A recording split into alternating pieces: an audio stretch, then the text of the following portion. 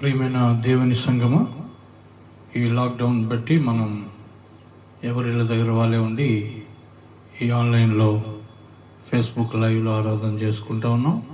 దాన్ని బట్టి కూడా ప్రభుకి స్తోత్రం. ఇది ఒక రకమైన అనుభవం. ఈ అనుభవంలోనికి దేవుడు మనం నడిపిస్తూ ఉన్నాడు. ప్రభు సన్నిధిలోనే మనం ఉన్న భయంతో, భక్తితో ప్రభుని ఆరాధన చేసుకోవాలని నేను ప్రేమతో మిమ్మల్ని కోరుతా ఉన్నాను. ప్రార్థన చేసుకుందాం. మా పరిశుద్ధుడు, ఘనమైన తండ్రి, నీకు వందనాలు. నీ మహాకృపలో, ప్రేమలో నీ పాదాల దగ్గరకు వస్తున్నాం, స్తుతిస్తున్నాం తండ్రి. నాయన, ఈ ఆన్లైన్లో ఈ 2వ శుక్రవారం ఇటు రీతిగా నీ పాదాల దగ్గరకు వచ్చి ప్రార్థన చేయడానికి మాకు ఇచ్చిన మంచి తరుణాన్ని బట్టి నీకు వందనాలు. ప్రభువా నాయన, నీ సన్నిధిలో గడిపే కొద్ది నిమిషములు మీరు మాతో ఉండండి, మమ్మల్ని నడిపించండి, మాతో మాట్లాడండి, మమ్మల్ని బలపరచండి. మా ప్రార్థన విజ్ఞాపన వినండి, సహాయం చేసి మీరే మహిమ తెచ్చుకోండి, ఘనత తెచ్చుకోండి, కృప చూపించండి.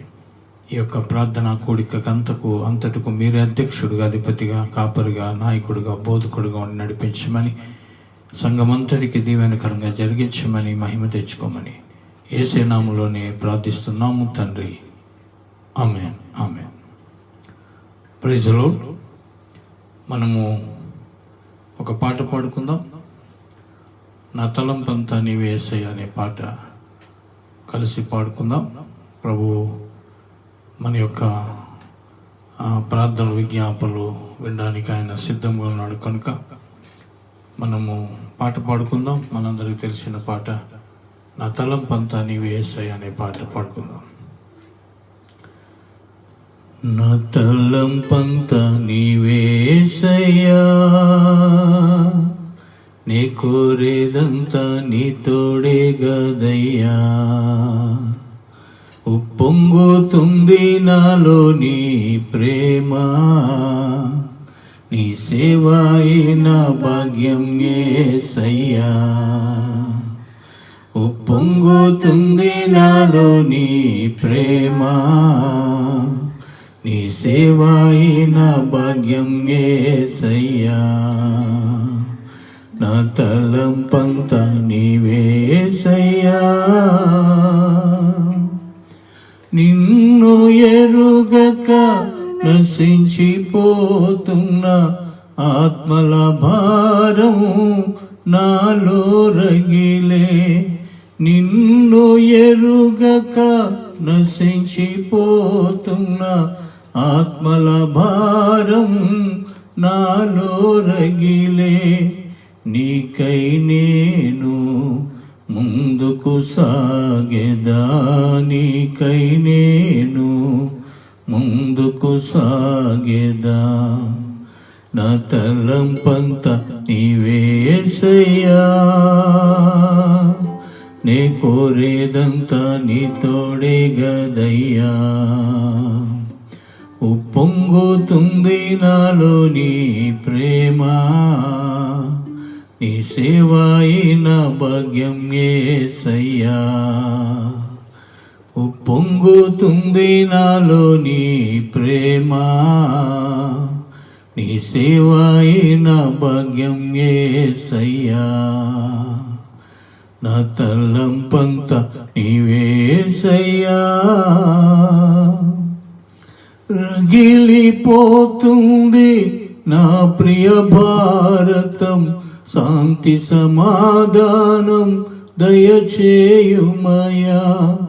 రగిలిపోతుంది నా ప్రియ భారతం, శాంతి సమాధానం దయచేయుమయా. రక్షణ భాగ్యం నిన్ను మోయేయా, రక్షణానందం నింపుము దేవా. నా తలంపంతా నీవే యేసయ్యా, నే కోరేదంతా నీ తోడే గదయ్యా. ఉప్పొంగుతుంది నాలో నీ ప్రేమ, నీ సేవాయే నా భాగ్యం యేసయ్యా. ఉప్పొంగుతుంది నాలో నీ ప్రేమ, నీ సేవాయి నా భాగ్యం యేసయ్యా, నా తలంపంత నీవేసయ్యా.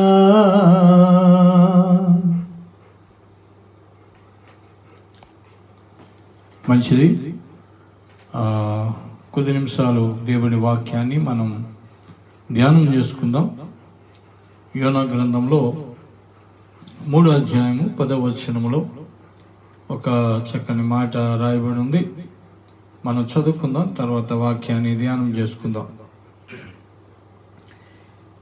ఈ నీనివే వారు తమ చెడు నడతను మానుకొనగా వారు చేయుచున్న క్రియలను దేవుడు చూచి పశ్చాత్తాప్తుడై వారికి చేదునని తాను మాట ఇచ్చిన కీడు చేయక మానేను. చిన్న మాట ప్రార్థన చేద్దాం. ప్రభువా, నీకు వందనాలు. ఇంతవరకు మీరు మాతో ఉన్నందుకు స్తోత్రాలు. చదవబడిన లేఖనాన్ని మీరు దీవించండి, విరిచి మాకు పంచిపెట్టండి. మీరు మాతో మాట్లాడండి తండ్రి. మీరు మాట్లాడితే బ్రతుకుదాం కనుక మాట్లాడి బ్రతికించండి.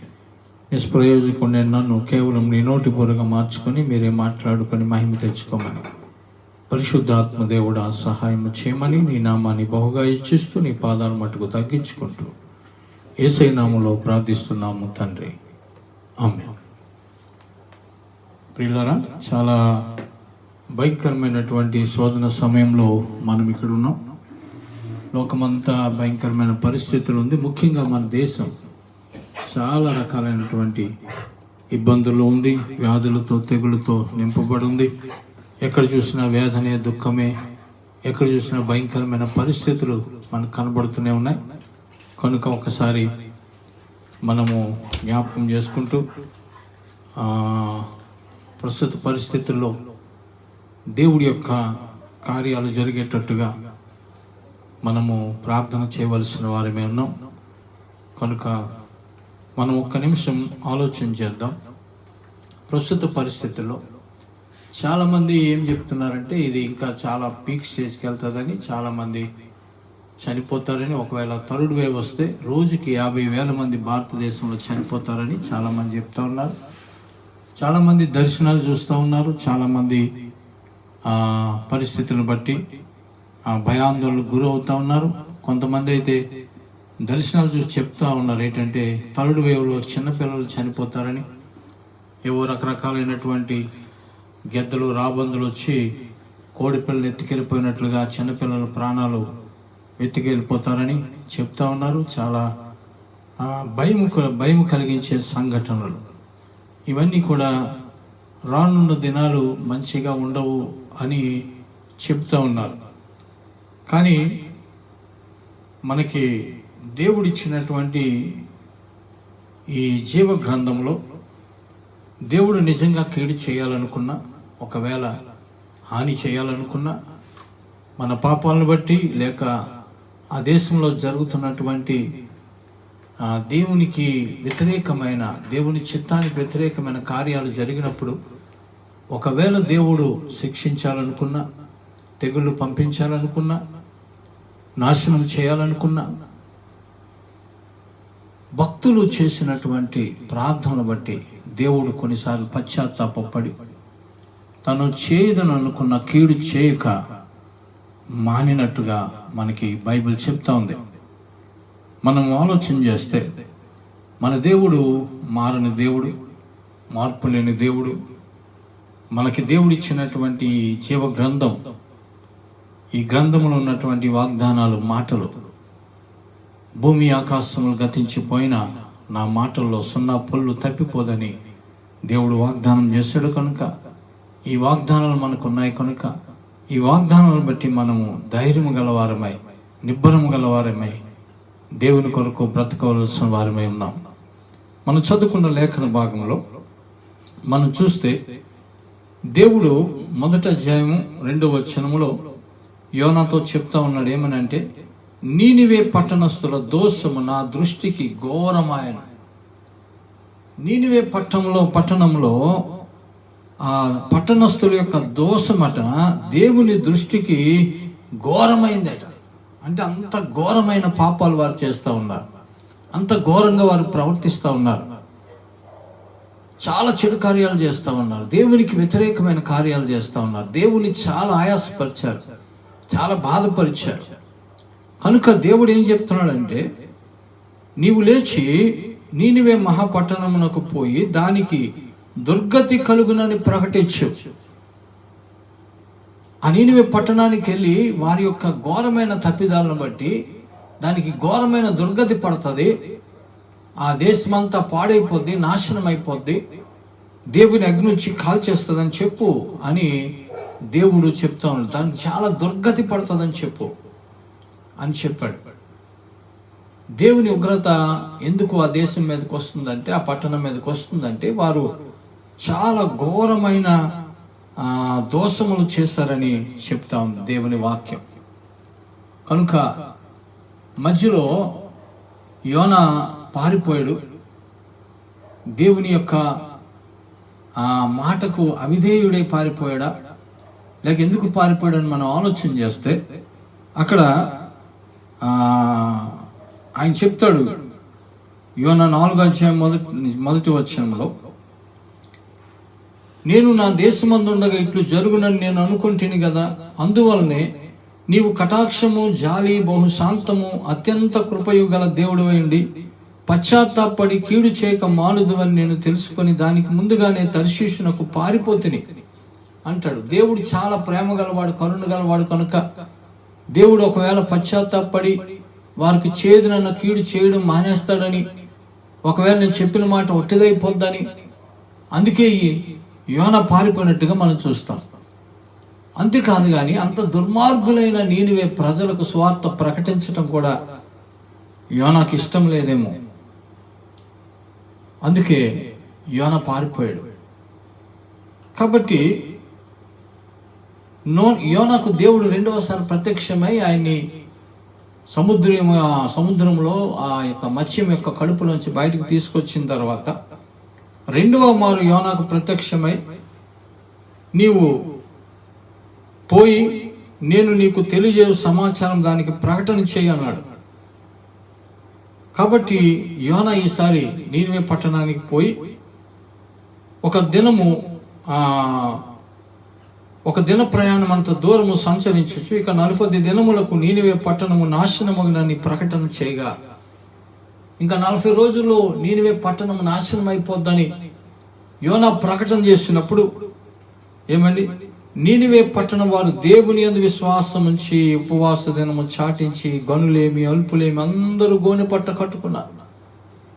నీనివే ప్రజలు చాలా భయపడ్డారు. అమ్మో, మా దేశం మా పట్టణం నాశనం అయిపోద్ది, మా పట్టణంతో పాటు మేమందరం నాశనం అయిపోతాం, కాబట్టి దేవుని బతిమాలుకుందాం, ఉపవాసం ఉందాం, కన్నీరు కారుదాం, ప్రార్థన చేద్దామని మొత్తము వాళ్ళందరూ కూడా ఏం చేశారంటే ఉపవాస దినము చాటించారట.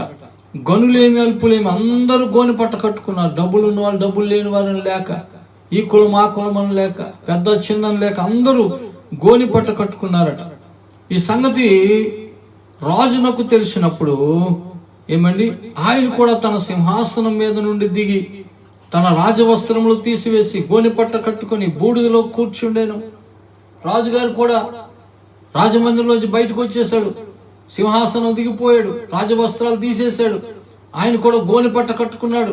ఆయన కూడా బూడిదలో కూర్చొని తల మీద బూడిద పోసుకొని ఆయన కూడా తన మంత్రులను పంపించి, లేక ప్రకటన చేయవారిని పంపించి ఆ దేశమంతా చెప్తా ఉన్నాడు. ఏమనంటే, ఒకవేళ దేవుడు మనస్సు తిప్పుకొని పశ్చాత్తాపుడై మనము లయము కాకుండా తన కోపాగ్ని చల్లార్చుకొనును గనుక మనుషులు ఏది పుచ్చుకోకూడదు, పశువులు గాని, ఎద్దులు గాని, గొర్రెలు గాని మేతమేయకూడదు, నీళ్లు తాకూడదు, మనుషులందరూ తమ దుర్మార్గములను విడిచి తాము చే బలత్కారం మానివేయవలను అని ఆయన చెప్తున్నాడు. మనుషులేమి, పశువులేమి సమస్తము గోనిపట్ట కట్టుకొనవలను, జనులు మనఃపూర్వకంగా దేవుని వేడుకొనవలనని దూతలు నీనివే పట్టణంలో చాటించి ప్రకటన చేశారు.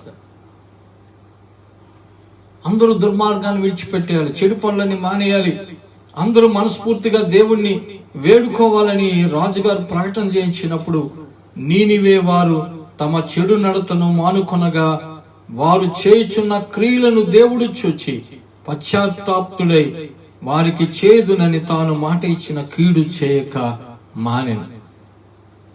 ఒకవేళ దేవుడు కీడు చేద్దామనుకున్నా, నాశనం చేద్దామనుకున్నా, అంతం చేద్దామనుకున్నా, ఒకవేళ మనుషుల్లో పరివర్తన వస్తే, పశ్చాత్తాపం వస్తే, వారు మనస్ఫూర్తిగా దేవుడిని వేడుకుంటే, దేవుడితో సమాధాన పడితే, చెడు నడతను మానివేస్తే, దేవుడు ఏం చేశాడు? వెంటనే వాడికి చేదునని అనుకున్నటువంటి కీడు చేయడం మానేశాడు. ఆయన పశ్చాత్తాప్తుడయ్యాడు. ఆయన పశ్చాత్తాప్తుడై వారికి చేదునను తాను మాట ఇచ్చిన కీడు చేయక మానేను. కీడు చేయడం మానేశాడు. ప్రియులారా, ఒకవేళ చాలా మంది చూస్తున్న దర్శనాలు నిజమవ్వచ్చు, నిజంగానే వారికి దర్శనాలు వచ్చి ఉండొచ్చు, లేకపోతే సైంటిస్టులు, డాక్టర్స్ చెప్తున్నవి థర్డ్ వేవ్ వస్తుందని, రోజుకి 50,000 మంది చనిపోతారని, పరిస్థితులు భయంకరంగా ఉంటాయని ఎవరు ఎన్ని చెప్పినా, ఒకవేళ దేవుడు నిజంగా చేయాలనుకున్నా, ఒకవేళ ప్రజల్లో పరివర్తన వస్తే, మార్పు వస్తే, ప్రజలు ప్రార్థన చేస్తే, దేవుడు చేయాలనుకున్న కీడు చేయడం మానేస్తాడు. పరిస్థితులు మారిపోతాయి, వ్యాధులు తొలగిపోతాయి. ఏమండి, మనం చూస్తే నిర్గమాకాండంలో 32వ అధ్యాయంలో మనం చూస్తే, ఒకసారి చూడండి, 9-10 వచనాల్లో. నిర్గమాకాండం 9వ అధ్యాయం 9-10 వచనాల్లో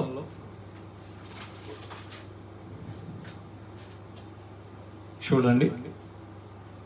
మరి యెహోవా ఇట్లనెను, నేను ఈ ప్రజలను చూచున్నాను, ఇదిగో వారు లోబడనొల్లని ప్రజలు, కావున నీవు ఊరకుండుము, నా కోపం వారి మీద మండును, నేను వారిని కాల్చివేసి నిన్ను గొప్ప జనముగా చేసేదని మోషేతో చెప్పగా, మోషే తన దేవుడైన యెహోవాను బ్రతిమాలుకొనెను.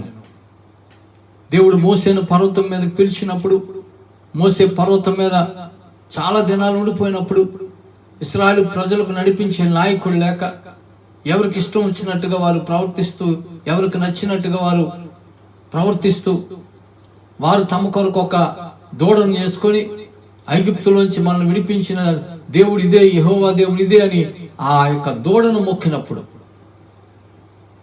దేవునికి చాలా కోపం వస్తుంది. దేవుడు ఎవరో తెలియకపోతే పర్వాలేదు, కానీ ఏదో ఒక ఆకారాన్ని చేసుకొని, అందులోని ఒక పశువుని చేసుకొని ఇదే దేవుడని వాళ్ళు చెప్తున్నప్పుడు ఆత్మపూర్ణుడైన దేవునికి కోపం వచ్చింది. కనుక దేవుడు ఏమంటాడంటే, వీరు లోబడనోళ్ళని ప్రజలు. ఏమండి, మనం చూస్తే అక్కడ ఆయన అంటున్నాడు, కాబట్టి నువ్వు ఊరుకో, వీరు లోబడనోళ్ళని ప్రజలు, నీవు ఊరుకుండము, నా కోపం వారి మీద మండును, నేను వారిని కాల్చివేస్తాను, నిన్ను గొప్ప జనముగా చేస్తాను. అబ్రాహాముని ఎలాగైతే గొప్ప జనముగా చేస్తాను, నిన్ను కూడా అలా గొప్ప జనముగా చేస్తాను. నువ్వు పక్కకు తప్పుకో. వాళ్ళని దూడం చేసుకొని దానికి నా పేరు పెట్టి ఆరాధన చేస్తున్నారు, కాబట్టి నా కోపం మండుతుంది వాళ్ళ మీద, వాళ్ళందరూ నాశనం చేసేస్తానన్నాడు. అయితే మోసేట నన్ను గొప్ప జనం చేస్తానన్నాడు, నేను బాగానే ఉంటాను, అబ్రహాంలా నాకు కూడా గొప్ప పేరు వస్తుంది, ఇశ్రాయేలు ప్రజలందరూ పోనీ అనుకోలేదు. ఆయన దేవుణ్ణి బ్రతిమాలుకోవడం మొదలు పెట్టాడు. ప్రభువా, ఇలా చేస్తావా? ఒకవేళ వీళ్ళు నాశనం అయిపోతే ఐగుప్తులు ఏమనుకుంటారు, ఐగుప్తు ప్రజలు ఏమనుకుంటారు? అందుకే గలవారు దేవుడు వారిని తీసుకెళ్లాడు, అందుకే గలవారిని అరణ్యంలో నాశనం చేయడానికే తీసుకెళ్లాడు అనుకుంటారు కదా అని చెప్పి, నీ కోపాగ్ని నుండి మళ్ళుకొని నీవు నీ ప్రజలకు కీడు చేయక దానిని గురించి సంతాపపడినాయన.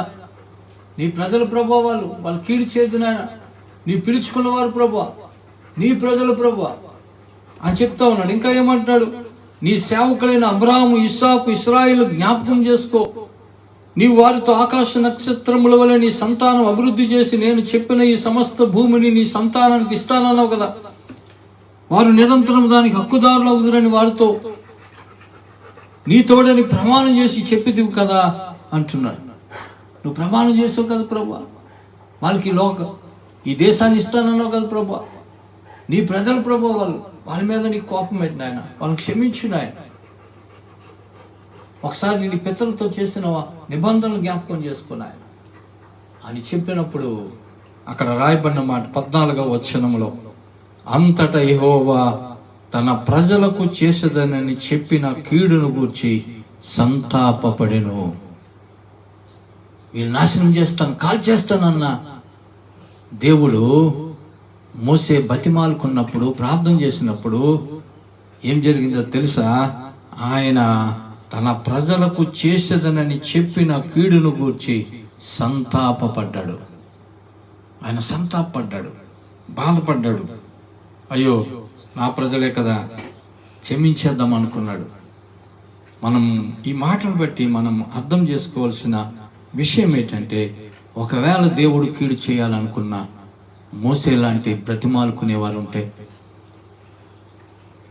ఒకవేళ కీడు చేయాలనుకున్నా నీనివే ప్రజల్లాగా తగ్గించుకొని ఉపవాసం ఉండి కన్నీరు కార్చి ప్రార్థన చేసే భక్తులు ఉంటే, ఒకవేళ పాపం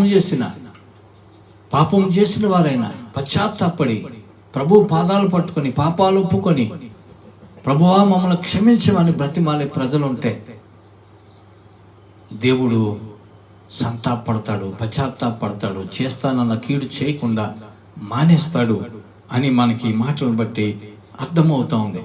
ఇక్కడ యోనా గ్రంథంలో నీనివే పట్టణస్థుల దోషము నా దృష్టికి ఘోరమాయను అన్నాడు. ఘోరమైన ప్రజలు, దేవుడు వారిని క్షమించేశాడు. ఇదే మాట మనకు ఆది కాండంలో కూడా అబ్రహాము ప్రార్థన చేసినప్పుడు జరిగిన సంఘటన మనకు కనబడుతుంది. 18వ అధ్యాయంలో దేవుడు అబ్రహాం దగ్గరకు వస్తాడు, ఆయన ఆతిథ్యం తీసుకుంటాడు.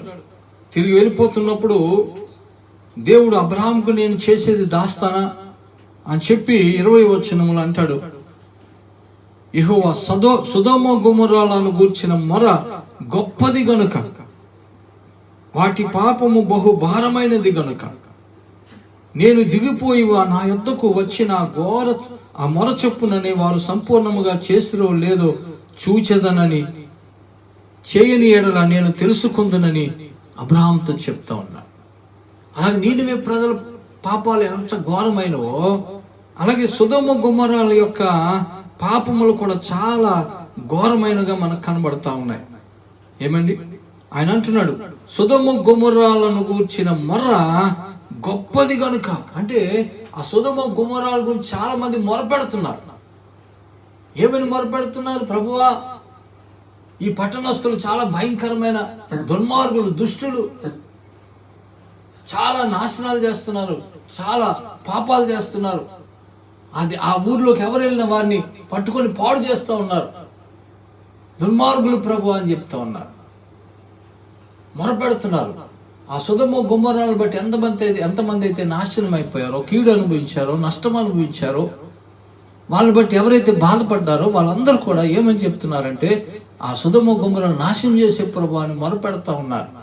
వాళ్ళ వల్ల మాకు నష్టం కలిగింది, కష్టం కలిగింది, దుఃఖం కలిగింది, మా కుటుంబాలు పాడైపోయిన ఎంతమంది బాధపడుతూ మొరపెట్టారో ఆ మొరను బట్టి దేవుడు వచ్చినట్టుగా మనం చూస్తాం. ఏమండి, అక్కడ ఏం చెప్తున్నాడు? కనుక నేను దిగిపోయి వారి పాపం బహుభారమైనది కనుక అంటాడు. సొదొమ గొమొర్రాల యొక్క పాపమట బహుభారమైనదట. అంటే మొయ్యలేనంత పాపాలు, భారమైన పాపాలు వారు చేశారు. కాబట్టి వారిని నిజమా కాదా అని చూడడానికో, లేకపోతే తీర్పు తీర్చడానికో దేవుడు వచ్చి ఆ సంగతి అబ్రహాంకు చెప్తా ఉన్నప్పుడు, అబ్రహాం ఏం చేశాడంటే, అక్కడ ఉంటుంది 22వ వచనంలో, ఆ మనుషులు అక్కడ నుండి తిరిగి సొదొమ వైపుగా వెళ్ళిరి, అబ్రహాము ఇంకా యెహోవా సన్నిధిని నిలుచుండెను. దేవుడు చెప్పేశాడు సొదొమ గొమొర్రాలను నాశనం చేసేస్తానని. ఎందుకంటే వారి గురించి చాలా మంది మొరపెడుతున్నారు అన్నాడు. మంచిగా కాదు, రక్షించమని కాదు, వాళ్ళని బట్టి కీడు అనుభవించిన వాళ్ళు ప్రభువా ఒకసారి వారికి తీర్పు తీర్చిన ఆయన మొరపెడతా ఉంటే దేవుడు వారి యొక్క పాపాలు భారమైనవి కనుక దేవుడు శిక్షించడానికి వస్తే, సరే దేవుడు శిక్షిస్తాడులే నాకెందుకు, వాళ్ళు తప్పు చేశారు కనుక వాళ్ళ యొక్క శిక్ష వాళ్ళు అనుభవిస్తారు, వాళ్ళ పాపానికి శిక్ష అనుభవిస్తారు అనుకుని అబ్రహాం వెళ్ళిపోలే. దేవుడి దగ్గర అలా నిల్చొని ఉన్నాడు, కనిపెడతా ఉన్నాడు. ఏమండి, అప్పుడు అబ్రహాము సమీపించి దేవుడి దగ్గరికి వెళ్ళాడు. దేవుడు దగ్గరలోకి వెళ్ళి బ్రతిమాలడం మొదలు పెట్టాడు. దుష్టులతో కూడా నీతిమంతులను నాశనం చేస్తావా ప్రభువా? ఆ పట్టణంలో ఒకవేళ 50 మంది నీతిమంతులు ఉంటే ఆ 50 మంది నీతిమంతులు బట్టి నువ్వు ఆ పట్టణాన్ని విడిచిపెట్టవా? ఆ పట్టణాన్ని కాయవా అని బ్రతిమాలుతా ఉన్నాడు. సరేలయ్యా, 50 మంది ఉంటే విడిచిపెట్టేస్తాను అన్నాడు. ఒకవేళ 5 మంది తక్కువైపోతే 45 మంది ఉంటే సరేలే అన్నాడు. ఒకవేళ 40 మంది ఉంటారేమో ప్రభు. ఆయన ఎలా బతిమాలుతున్నాడంటే చూడండి, అక్కడ వచ్చేసరికి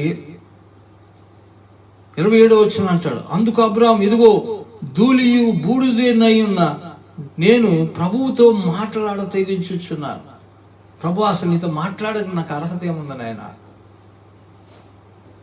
నీ చిత్తాన్ని మార్చడానికి, నీ ఉద్దేశాలు మార్చడానికి నేను ఏ పాటి వాడిని ప్రభువా? నేను ధూళి లాంటి బూడిద లాంటి అంటున్నాడు. అయినా తెగించి ప్రార్థన చేస్తున్నాను, తెగించి నీ సన్నిధిలో బతిమాలుకుంటున్నాను. దేనికోసం? అబ్రాహాంకి నష్టం వచ్చిందా? అబ్రాహాంకి కష్టం వచ్చిందా?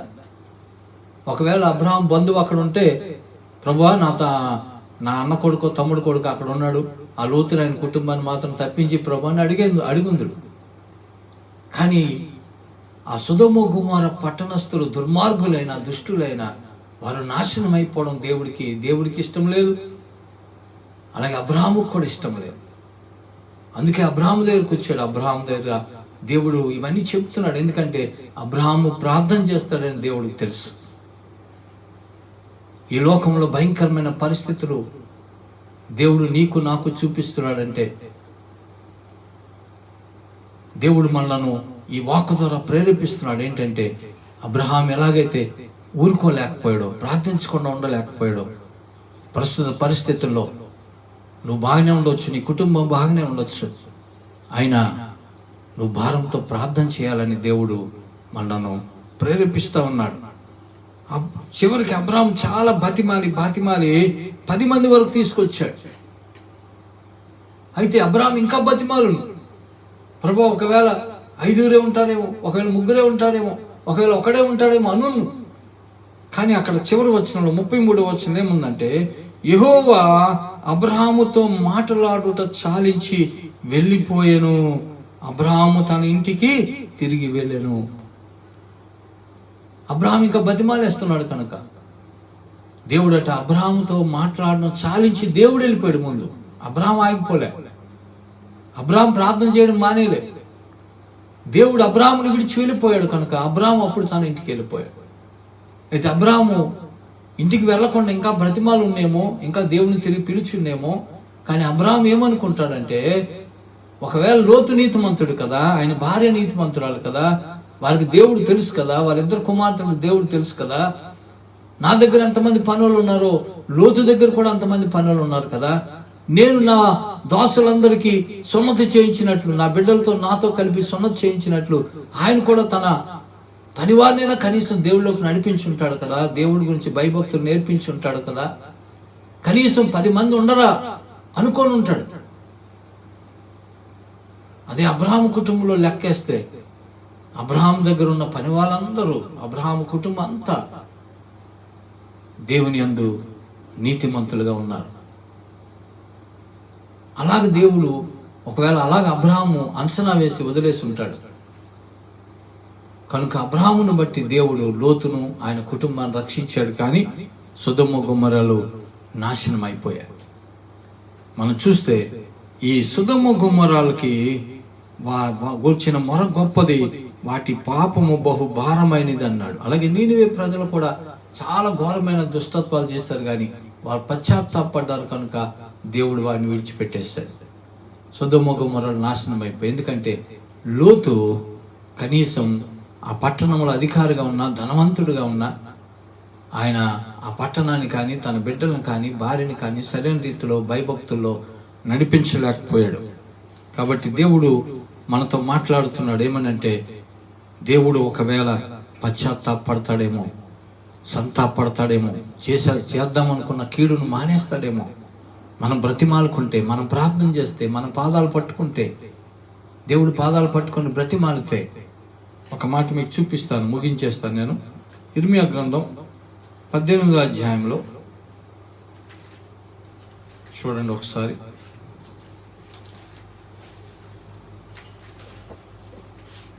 ఇర్మియా గ్రంథం 18వ అధ్యాయం 7-8 వచనాల్లో ఇలా రాయబడి ఉంది. దాన్ని పెళ్లగింతుననియు, విరగొట్టుదుననియు, నశింపజేయుదుననియు ఏదో ఒక జనముల గూర్చి గాని రాజ్యముల గూర్చి గాని నేను చెప్పి ఉండగా, ఏ జనముల గూర్చి నేను చెప్పితునో ఆ జనము చెడుతనము చేయటం మానిన ఎడల నేను వారికి చేయదును ఉద్దేశించిన కీడును గూర్చి సంతాపపడుదును అన్నాడు.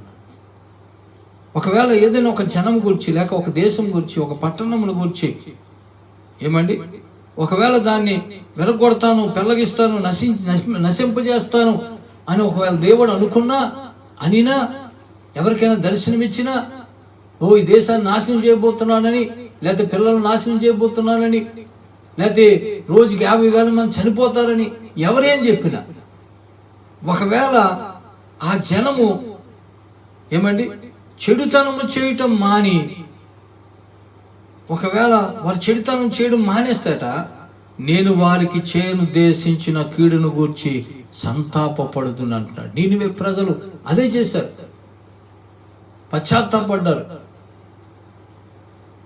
అందరూ పాపాలు చేయడం మానేయండి అని వాళ్ళు మాట్లాడుకున్నారు. ఈ రోజు నుంచి ఇంకా చెడ్డ పనులు మానేద్దాం అనుకున్నారు.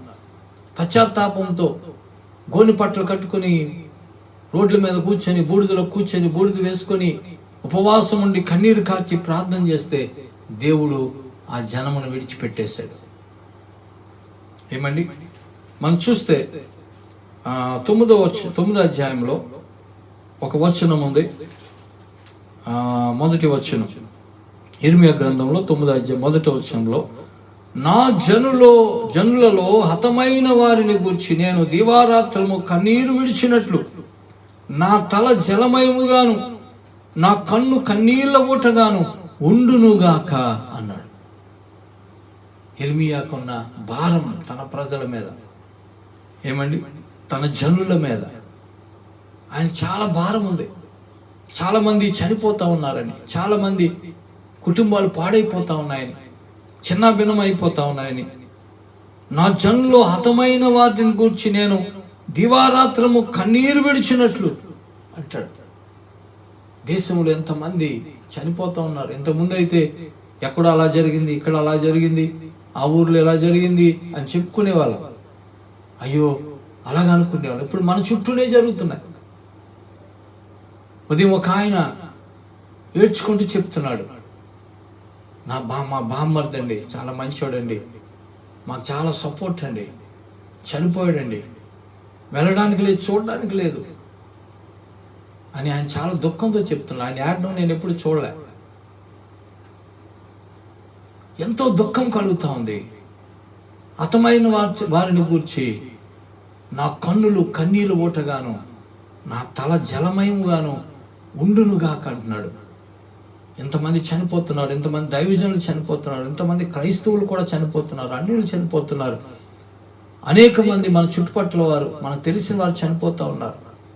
ఈ మధ్యకాలంలో నాకు చాలా స్నేహితుడు, చాలా క్లోజ్ ఫ్రెండ్, ఆయన చనిపోయాడు. చాలా జ్ఞానవంతుడు, చాలా నాలెడ్జ్ ఉన్నవాడు, నాకు చాలా ప్రియుడు, నా సేవా దినాల్లో మొదట నాకు చాలా సపోర్ట్గా ఉన్నవాడు. ఆయన చనిపోయాడు. వెళ్ళడానికి లేదు, చూడడానికి లేని పరిస్థితులు. కన్నీరు కార్చడం తప్ప, ప్రార్థించడం తప్ప ఏం చేయలేని వారు. కాబట్టి ఇర్మియా అంటున్నాడు, ప్రభువా నా కన్నులు ఊటగా ఉండాలి, నా తల జలమయమైపోవాలి. నేను ఏడ్చిన ఏడ్పుకి, నేను కన్నీరు కార్చిన విధానానికి నా తలంతా జలమయమైపోవాలంటున్నాడు. మనం ప్రార్థన చేస్తే దేవుడు వింటాడు, మనం కన్నీరు కారుస్తే దేవుడు కరిగిపోతాడు. హతమైన వారిని గురించి కన్నీరు కార్చితే హతం అవ్వబోవారు కాపాడబడతారు. ఒకవేళ నిజంగా సొదొమ గొమొర్రాలో 10 మంది నీతిమంతులు ఉంటే దేవుడు వారిని విడిచిపెట్టేసును, ఆ పట్టణాలు 2 విడిచిపెట్టబడును, రక్షించబడును.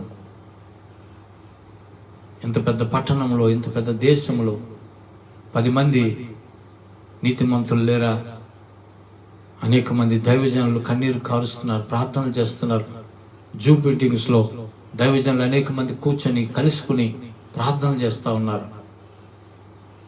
దేవుడు తప్పక మన మొర వింటాడు. తడు రాకుండా దేవుడు సహాయం చేస్తాడు. మన పిల్లలు హతమైపోకుండా, సైతానుడు ఆ గెద్దలెత్తిపోకుండా దేవుడు కాపాడుతాడు. ఈ భయంకరమైన ఈ సెకండ్ వేవ్లో ఈ పరిస్థితులన్నీ దేవుడు మార్చేయగలడు. కొత్త వ్యాక్సిన్స్ వస్తాయి, మందులు వస్తాయి. దేవుడు త్వరగా కార్యాలు చేస్తాడు.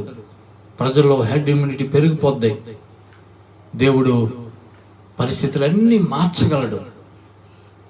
మనం కన్నీరు కారిస్తే, పాదాలు పట్టుకొని బ్రతిమాలితే, అబ్రహాం ఇంకా దేవుడి సన్నిధిలో నిలబడినట్లుగా ఆయన దగ్గర వేచి ఉంటే, దేవుడు మనకిచ్చిన గొప్ప వాగ్దానం, నా పేరు పెట్టబడిన నా జనులు తమను తాము తగ్గించుకొని ప్రార్థన చేసి నన్ను వెదికి తమ చెడు మార్గం విడిచిన ఎడల ఆకాశం నుండి వారి ప్రార్థన విని వారి దేశమును స్వస్థపరుస్తానన్నాడు. మన దేశాన్ని దేవుడు స్వస్థపరుస్తాడు.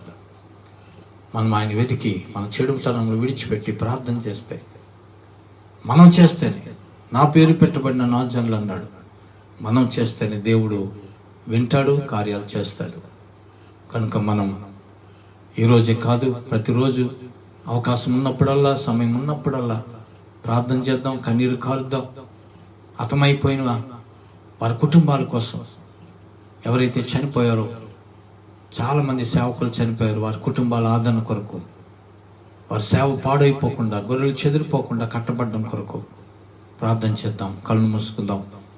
నాతో పాటు ప్రార్థనలు ఏకీభవించండి. దేవుడు మిమ్మల్ని దీవిస్తాడు. మహాపరిశుద్ధుడు, ఘనమైన తండ్రి, నాయనా తండ్రి, ఒకవేళ ఏ జనములు గుర్చైనా నేను వారిని పడగొడతాను, విరగొడతాను, నాశనం చేస్తానని ఒకవేళ చెప్పినా, వారు తమ చెడు మార్గం విడిచిపెట్టేస్తే, నేను వారికి చేస్తానన్న కీడు చేయక వారిని విడిచిపెడతానని ఇర్మీయా గ్రంథం 18వ అధ్యాయంలో నువ్వు మాట్లాడావు ప్రభువా. యేసయ్య, నీనువే ప్రజలు నాయనా వారి పట్టణమునకు ఘోరమైన గతి పట్టబోతుందని తెలిసినప్పుడు, నాశనం వస్తుందని నాయన వారు తెలుసుకున్నప్పుడు, రాజు మొదలుకొని చంటి బిడ్డ వరకు పశువులు కూడా గోని పట్ట కట్టుకొని బూడిద తల మీద వేసుకొని వారు కన్నీరు కార్చి ప్రార్థన చేసినప్పుడు, పశ్చాత్తాపంతో చెడు పనులను విడిచిపెట్టినప్పుడు, నాయన వారికి చేద్దామనుకున్న కీడు చేయక నువ్వు సంతాపడ్డావని నీ వాక్యంలో చదువుకున్నావు. అవును తండ్రి, నువ్వు ఎంతైనా ప్రేమ గల దేవుడు, అత్యంత కృప, జాలి, కరుణ గల దేవుడు. నాయనా, మేము కన్నీరు కారిస్తే నువ్వు కార్యాలు చేస్తావు నాయన. తండ్రి, దేశం అంతా భయంకరమైన పరిస్థితిలో ఉంది. మా చుట్టుపట్ల అనేకమైన చాలా దుఃఖకరమైన సంఘటనలు జరుగుతూ ఉన్నాయి. చాలా కుటుంబాలు చిన్నాభిన్నం అయిపోతున్నాయి ప్రభువా. చాలా మంది సేవకులు ఈ లోకాన్ని విడిచి వెళ్ళిపోయారు నాయనా. దుర్దినములు చూడకుండా నీతిమంతులు కొనిపోబడుతున్నారన్న లేఖనం నాయనా తండ్రి, తన ఆవరణంలో నివసించినట్లు నాయనా నువ్వు ఎన్నుకొని చేర్చుకున్నవాడు ధన్యుడని ఉంది తండ్రి. నీ సన్నిధిలో గడపడానికి కొంతమందిని తీసుకెళ్ళిపోతా ఉన్నావు నాయన. కుటుంబాలు ఎంతో వేదనతో ఉన్నాయి, దుఃఖంతో ఉన్నాయి. సంఘమంతా నాయన ఎంతో దుఃఖంతో ఉన్నది. దైవజనులు లేక చెదిరిపోయిన గొర్రెల వలె చాలా మంది ఉన్నారు ప్రభు. వారిని ఆదరించండి, ఆ కుటుంబాలను ఆదరించండి. ఆ యొక్క పరిచర్య పాడైపోకుండా మీరు కాపాడండి నాయనా. మీరు సహాయం చేయండి నాయన. ఎంతో మంది మా ప్రియులు, మా బంధువులు నాయన, మా ఇరుగు పొరుగు వారి లోకాన్ని విడిచి వెళ్ళిపోతున్నారు. బలవంతులు, ధనవంతులు నాయన, గొప్పవారు, జ్ఞానవంతులు విడిచి వెళ్ళిపోతూ ఉన్నారు ప్రభు. నాయనా తండ్రి, ఒకసారి మీరు జ్ఞాపకం చేసుకోండి ఆయన. ఈ పరిస్థితులన్నీ మార్చండి ఆయన. ఈ తెగులు నువ్వు ఆపగలవు నాయన, దాన్ని తీసివేయగలవు ప్రభు. ఎంతో మంది కన్నీరు కార్చి పశ్చాత్తాపంతో ప్రార్థన చేస్తుండగా నీ గొప్ప కార్యాలు జరిగించండి నాయన. ప్రార్థన ఆలకించే దేవుడుగా, కృపా అనే ఆసనం మీద ఆసనుడైన దేవుడిగా నీ కార్యములు జరిగించమని ప్రార్థన చేస్తున్నాం నాయన. సహాయం చేయండి ప్రభువా. నాయనా తండ్రి, అనేక సార్లు తెగుళ్ళు వచ్చినప్పుడు, నాయనా తండ్రి, ఇశ్రాయేలు ప్రజల మీద తెగులు వచ్చినప్పుడు ఇదిగో అహరోను నాయన చచ్చిన వారికి బ్రతికిన వారికి మధ్యలో నిలబడి ధూపం వేసినప్పుడు నాయన తెగులు ఆగినని రాయబడింది నాయన. అవును తండ్రి, అనేక మంది దైవజనులు, అహరోను లాంటి యాజకులు నాయనా నీకు ప్రార్థనా ధూపం వేస్తుండగా ఈ తెగుల్ని ఆపేయండి ప్రభువా. ఈ తెగుల్ని నాయన ఆపేయండి ప్రభువా. ఈ కరోనా వైరస్ ని ఆపేయండి ప్రభు, అంతం చేయండి నాయన. అది నాయన నిర్వీర్యమైపోవాలి, దాని శక్తి హరించిపోవాలి, అది ఎక్కడికక్కడ మటుమాయమైపోవాలి నాయన. ఇది వ్యాపించకుండా నాయనా తండ్రి ఈ లింకుల్ని నాయన బ్రేక్ చేయమని ప్రార్థన చేస్తా ఉన్నాం. సహాయం చేయండి ప్రభువా. వ్యాక్సినేషన్ జరగాలి, వ్యాక్సిన్స్ కొరత తీరిపోవాలి నాయనా. కొత్త కొత్త మందులు రావాలి. ఇంతవరకు సరైన మందులు లేవు ప్రభువా. ఆ జబ్బులకి ఈ జబ్బులకి వాడిన మందులు వాడుతూ ఉన్నారు. కరోనాకి సరైన ఔషధాలు రావాలి ప్రభువా. సామాన్యమైన జ్వరము జలుబులాగే ఇది కూడా నేను ఒక టాబ్లెట్ వేస్తే పోయేటట్టుగా నాయనా నీ కార్యాలు జరిగించమని ప్రార్థన చేస్తా ఉన్నాం. సహాయం చేయండి ప్రభువా. నాయనా తండ్రి, కృప చూపండి తండ్రి. ప్రజల్లో ధైర్యం ఇవ్వండి, స్థైర్యం ఇవ్వండి, అప్రమత్తత ఇవ్వండి, అవేర్నెస్ తీసుకురండి ప్రభువా. ఆయన కోరి ఎవరు రోగాలు తెచ్చుకోకుండా, కుటుంబాలకి నష్టం తెచ్చుకోకుండా కాపాడండి. జాగ్రత్తలు పాటించడానికి వారికి జ్ఞానం ఇవ్వండి ప్రభువా. ప్రభుత్వాలకు మంచి మనసు ఇవ్వండి. సెంట్రల్ గవర్నమెంట్ తో మీరు మాట్లాడండి. వారు సరైన నిర్ణయాలు తీసుకోవడానికి ప్రభువా, తగిన కాలంలో తగిన నిర్ణయాలు తీసుకోవడానికి సహాయం చేయండి ప్రభువా. భారతదేశానికి ఎన్నో దేశాలు సహాయం చేస్తున్నాయి నాయన. వైద్య పరికరాలు, వైద్య సామాగ్రి, మందులు, వ్యాక్సిన్స్ పంపిస్తా ఉన్నాయి ప్రభువా. ఇంకా ఎంతో మంది వ్యాక్సిన్స్ తయారు చేస్తా ఉన్నారు. అవన్నీ సఫలం అవ్వాలి ప్రభువా. త్వరగా ఇవన్నీ మార్కెట్లోకి రావాలి, హాస్పిటల్స్ కి రావాలి, గవర్నమెంట్ చేతిలోకి రావాలి, త్వరగా ప్రజల్లోనికి రావాలి ప్రభువా. నాయన ఈ కరోనా వైరస్ అంతమైపోవాలి ప్రభువా. అట్టి కృప దయచేయండి. లాక్డౌన్ ఎత్తవేయబడ్డానికి తిరిగి మేము సమూహంగా కూడి, ఏకముగా కూడి ఆరాధించుకోవడానికి సహాయం చే ప్రభువా. నీ మందిరంలో నాయనా ఉత్సాహధ్వని చేయడానికి సహాయం చే ప్రభువా. నాయన నీ బిడ్డలందరినీ కాపాడండి నాయన. ఐగుప్తు దేశంలో ఇశ్రాయేలు ప్రజలు ఉన్నప్పుడు నాయనా తండ్రి, ఐగుప్తు దేశం అంతా తెగుళ్ళున్నా ఇశ్రాయేలు ప్రజలు ఎలా కాపాడావో నీ బిడ్డలందరినీ రీతిగా కాపాడండి. వారి గృహాల చుట్టూ నీ కంచి వేయండి. ఏ తెగులు ఏ గుడారము సమీపించకుండా కాపాడండి. నీ సన్నిధి ప్రతి బిడ్డతో ఉంచండి. నీ భయము భక్తి ప్రతి బిడ్డతో ఉంచండి. ప్రతి వారు పశ్చాత్తాపంతో నీ సన్నిధిలో ప్రార్థన చేసేవారుగా ఉంచండి. కన్నీరు కార్చేవారుగా ఉంచండి నాయనా.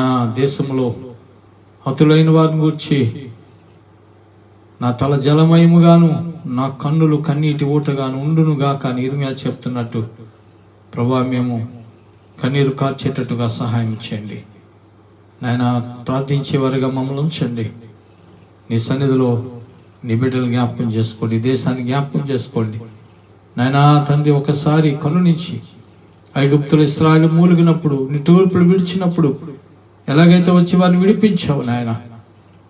నాయన ఈ దేశంలో అనేక మంది నీ సన్నిధిలో కన్నీరు కారుస్తుండగా, నీ తూర్పులు విడుస్తుండగా ప్రభువా మొరపెడతా ఉండగా ప్రభువా నాయన ఈ దేశాన్ని విడిపించండి, రక్షించండి, కాపాడండి, స్వస్థపరచండి. మా దేశాన్ని స్వస్థపరచండి నాయన. యెహోవా రఫాగా మా దేశాన్ని దర్శించండి. మీరే కార్యాలు జరిగించండి. నీ బిడ్డలందరి చుట్టూ నీ కంచి వేయండి. ఎవరు బలహీనత ఉన్నారో, ఎవరైతే వ్యాధులతో ఉన్నారో, ఎవరైతే ఆర్థికపరమైన ఇబ్బందులతో ఉన్నారో వారందరినీ కాపాడండి. ఆరాధనలు జరగక, చర్చలు నడక చాలా మంది ఇబ్బందులు ఉన్నారు ప్రభు. వారందరినీ కాపాడండి, వారందరినీ పోషించండి, వారందరినీ తృప్తిపరచండి, దీవించండి. నువ్వు నమ్మదగిన వాడు కనుక కార్యములు జరిగించండి. మీరు మాకు ఇచ్చిన ఈ సమయాన్ని బట్టి మరొకసారి నీకు స్తుతులు చెల్లిస్తూ, మహిమ ఘనత ప్రభావాలు మీకే ఆరోపిస్తూ, నజరేయుడైన యేసుక్రీస్తు నామమున మిక్కిలి వినయంతో ఈ ప్రార్థన విన్నవించి వేడుకొనుచున్నాము తండ్రి, ఆమేన్.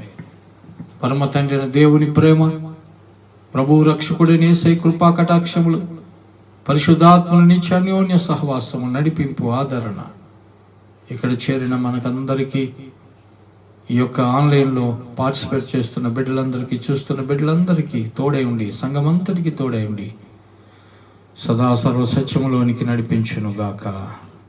ఆమేన్, ఆమేన్.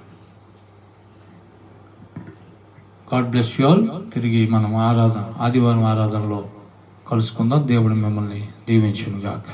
ఆమేన్.